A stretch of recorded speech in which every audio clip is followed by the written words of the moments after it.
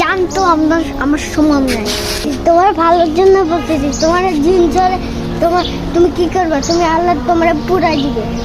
আল্লাহ কি আছে? আল্লাহরে বিশ্বাস করবে না? তুই বিশ্বাস করেন না? তাকে নামাজ পড়ে আছিস, ঠিক আছে?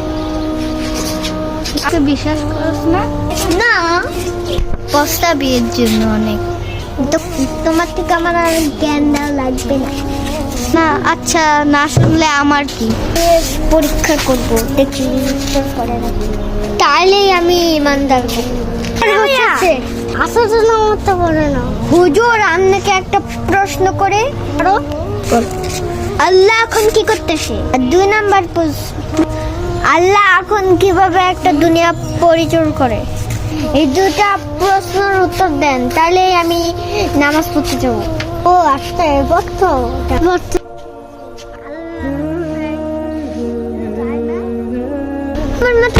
আমার মাথা পড়ে দিচ্ছে, আমার মাথা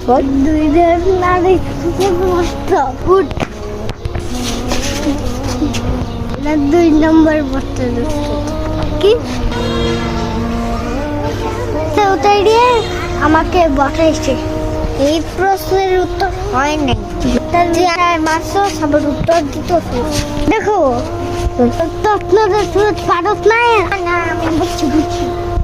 আমি বুঝছি বুঝতে পারলে কিভাবে একটি হুজুর নাস্তিকের প্রশ্ন দিল, প্রশ্নের উত্তর দিল? তোমরা কি বুঝতে পেরেছো আল্লাহ আছে?